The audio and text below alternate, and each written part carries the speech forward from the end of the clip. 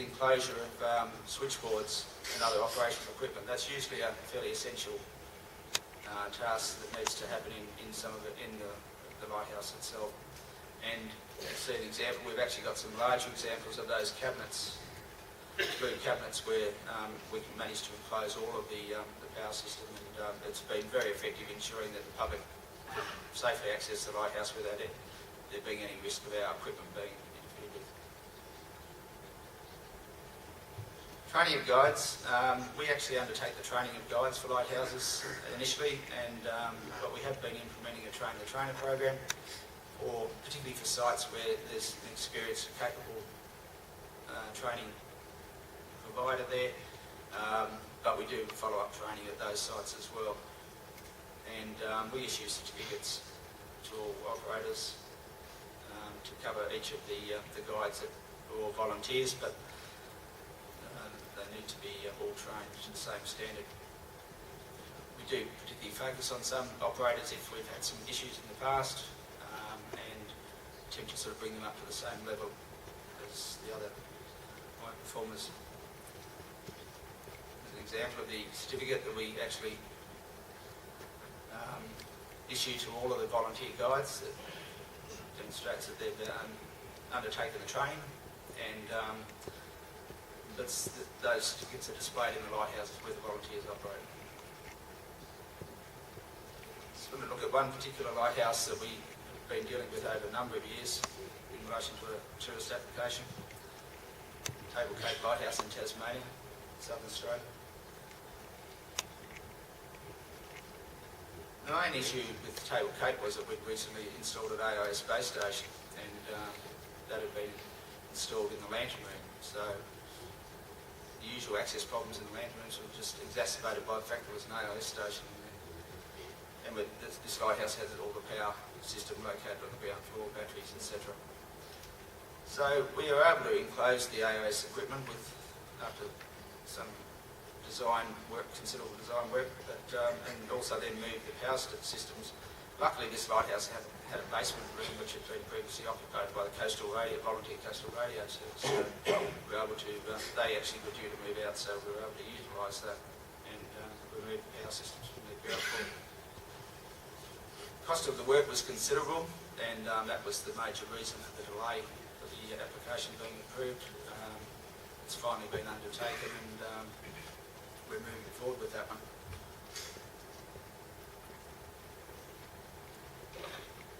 A couple of years ago we undertook a major refurbishment of Macquarie Lighthouse. Macquarie Lighthouse is at the entrance to Sydney Harbour, and it's the site of the oldest lighthouse in Australia. The tower itself is only about 120 years old because it replaced the previous one, which had begun to degrade. But it is historically significant from that perspective, being the first site of lighthouse in Australia. The project was really driven by a moisture damage problem. It wasn't sort of tools related, but it was an operational issue for us. But we decided to sort of really take into account the heritage aspects of it, and also look at opportunities to improve the operational efficiency by upgrading the power system. At the same time, preserve the heritage values and enhance the visitor experience when it's a very popular site, being in Sydney. It took us about 2 years to complete it, elapsed time. The actual work probably was done over less than 12 months, but various components were done at separate times, obviously, because of the logistics of it. And the total cost was about $200,000, which was significant, but we were able to sort of have at least part of that done under our maintenance contract, so the cost was mitigated to some extent. What did it involve? We actually stripped the internal walls. They had been painted many times over the years, and we engaged a local Sydney sandstone expert. Sydney's got a large number of colonial era sandstone buildings, and we were able to engage an expert specifically for this site, which made a huge difference in terms of understanding what the best solution was. And to strip back to the original stone was the option that we went with. We also took the opportunity to expand the engine room, to modernise the power system, but also to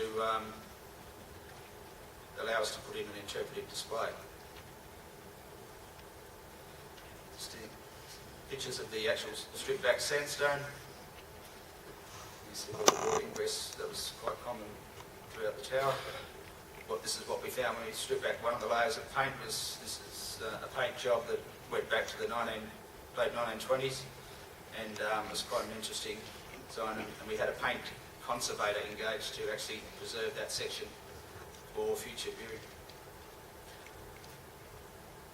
They're just some examples. And then the tower was opened by Torsten Cruz, the completion of the project. Conclusions, well, I suppose we've had a bit of experience over the years with managing tourist access. You need to have a formal licence agreement. It needs to be a legal document that ensures that the AtoN authority doesn't get lumbered with liabilities that it shouldn't, and we can guarantee freedom of access. You need to be fully aware of local planning and building regulations and processes and ensure any safety modifications are approved. To undertake a thorough assessment of the proposed tourist licence holder to ensure that they've got the capacity and the commitment to do the job. And one thing that could be looked at is whether there should be a revenue sharing arrangement for high visitor numbers, because the amount of revenue generated is considerable. Just like to leave you with that shot of a lighthouse, which I think was a pretty good alternative use. I'd like to see a bit more of that in the future. Thank you.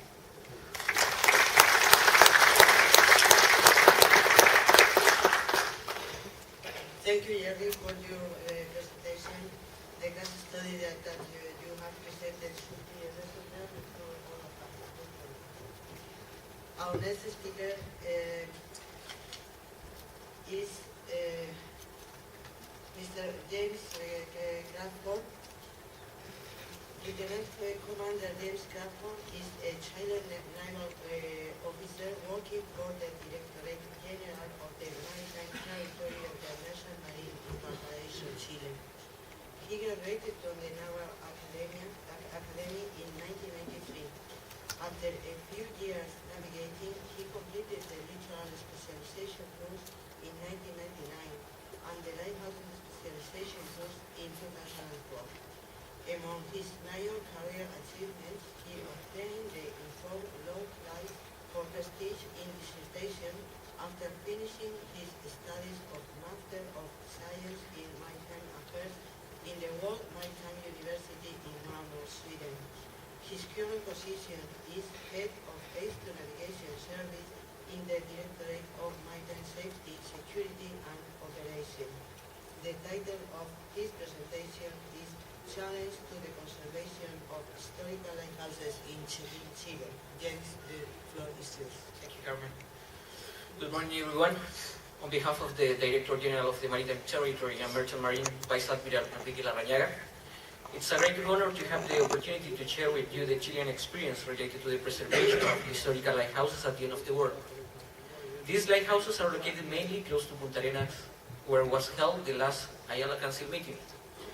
Due to meteorological and schedule conditions that we experienced at that opportunity, this presentation will show you some lighthouses that we did not visit during that activity. This presentation will follow the on-screen sequence: the role of the Chilean Navy in relation to aids to navigation, also the challenge that represents the Chilean geography for aids to navigation and data preservation, the strategies applied to do so, the analysis of our experience, and finally some conclusions. I will explain briefly the role of the Chilean Navy in relation to aids to navigation. As already you know, activities carried out by the Chilean Navy are found in three main scenarios: international, defense, and maritime vectors. The international vector aims to contribute to the international presence of Chile. The defense vector refers to the role fulfilled by the Chilean Navy in the defense of sovereignty and territorial integrity of the country. And finally, we will focus on the maritime vector. This role is mainly executed by the Director General of Maritime Territory and Merchant Marine, Directemar, which is the branch of the Chilean Navy that watches over the fulfillment of all current enforced international law and agreements to protect human life at sea and marine environment. The Aids to Navigation Service belongs to this directorate, and one of its responsibilities is the preservation of lighthouses. The Chilean geography, a real challenge. It is important to bear in mind that more than one-third of Chile's coastline consists of a vast archipelago lying to 41 degrees south.